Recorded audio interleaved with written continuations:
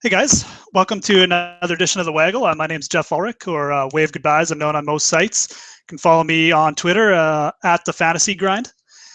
So there's obviously no fantasy golf this week, so you're probably wondering why there's a show. But I thought it would be a good idea to go over some lineups from last week and see what we could learn from them, and kind of deconstruct what went right and what didn't, and just go over lineup construction as a whole, and just do a brief little video as to what I like to do with my lineups, what I think makes a good kind of fantasy golf lineup, and some tips kind of maybe you can take from this video just in creating your own lineups as well. So last week was kind of an interesting week. I was on a lot of Harris English myself. Didn't work out too well, but I was able to sort of save myself by creating sort of a second alternate cash lineup with Justin Rose in it. So just off the top, that's sort of a good strategy to have in mind too. If you're playing a lot of cash games or a lot of variety of games, it's never a bad idea to sort of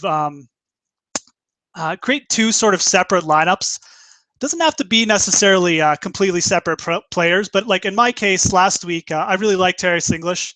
So he was in a lot of my lineups, but I recognize the fact that Justin Rose was going to be highly owned, and he was a very solid play himself. So it wasn't a matter of I wanted to fade Justin Rose. I just wanted to use Harris English and more lineups. So what I ended up doing was creating a cash lineup with Justin Rose and one without him, and one with Harris English, I should say. And it sort of saved me a little bit because obviously the one lineup's bombed, but the others didn't. So a good thing to keep in mind when you're making your lineups. So let's get into it. Let's look at some lineups here. So it's my top GPP lineup from last week. As you can see, it had Rose in it. It also had Cameron Tringale, John Peterson, and Russell Knox.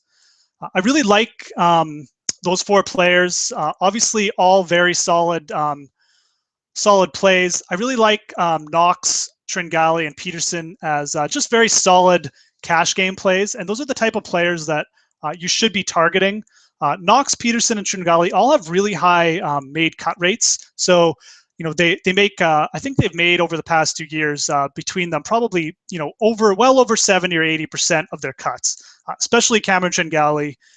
He's made a ton of cuts over the past 10 years. John Peterson, I believe, made 10 out of 11 this year. And I believe Russell Knox has a really nice cut rate as well. So, with fantasy golf, that's always got to be the first thing on your mind. How good are these players at making the cut? How consistent are they? And in terms of those three players, for their price, they were all pretty good value just because they have such high cut rates. Peterson was a little bit more expensive this week, so he was sort of teetering on the brink of not being great value. But at the same time, Russell Knox only 7,700 and Cameron Tringale only 8,400. Both very solid plays this week. And then obviously Justin Rose, we've already talked about. He had a great course history and is just a very solid player. Never a bad player to center a lineup around, especially in a weaker field. So the other two players in this team, Lucas Glover and Geoff Overton. Geoff Overton, lower price player, but had a really good course history this event. I thought he was going to make for a good solid cash game play. He ended up missing the cut by one stroke. I still think it was a good solid decision to use Geoff Overton if you used him last week. It just didn't work out. Whenever a player has such a strong course history like he did at this course, and for his price, I think he was still an okay play. Just didn't quite work out. One thing I'd say is that he wasn't coming in here on the best form, so sometimes it's tough to tell, course history versus how a player's been playing recently. Something to keep in mind. Obviously. There's going to be different factors every week, but Geoff Overton for his price probably wasn't the worst play. Just didn't work out. Lucas Glover, the type of player that I use more in GPPs, and that's kind of why you see him in this GPP lineup. Very streaky, isn't as consistent at making cuts as the rest of these players, but he does come up with some top finishes, and he's proven that in the past. Came in with a top 20 last week. Had some good finishes at this event. So in my opinion, he was the perfect example of like a GPP play this week. A player that's streaky, isn't as consistent at making cuts, but can come up with some top plays. So that was sort of the way I constructed this lineup. Had 3 or 4 very solid plays and made a couple of sort of GPP type gambles to go along with them. And that's the way I like to construct my lineups. Really look for 3 or 4 very solid plays and just try and hit those other lower owned plays to go along with them. So So let's look quickly at the top couple teams from this tournament. The 200K $27 buy-in on DraftKings. It's the team that won. I really like the construction of this team. This player used 4 very solid plays, similar to mine. Just used better plays. He used Daniel Berger, Justin Thomas, 2 really good plays. I was on a lot of Justin Thomas last week. I thought he made for a really good value. Obviously, for his price for 8,300, he returned 104 fantasy points. That's a great play. He's a type of player who's made a lot of cuts on tour this year already. And Daniel Berger becoming the same type of player. Very consistent lately.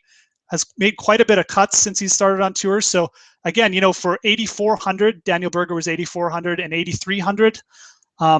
Very consistent, great, solid plays last week. And this player made really good choices, pairing them with Tringali and Rose, who themselves we already discussed are very solid plays. So rounding out this lineup, this player, obviously made a couple good GPP picks as well, and that's the type of thing you want to do. You want to pair a couple nice, solid GPP plays like Danny Lee, who's a little more inconsistent, but has proven, he can land a top 10 as well. He's got some high finishes in his history, and Cheslin Henley, so who's won an event in the past and had some top finishes as well. So maybe those two didn't come in here as highly regarded, but made for good GPP picks, and just the fact that he paired them with 4 very solid picks.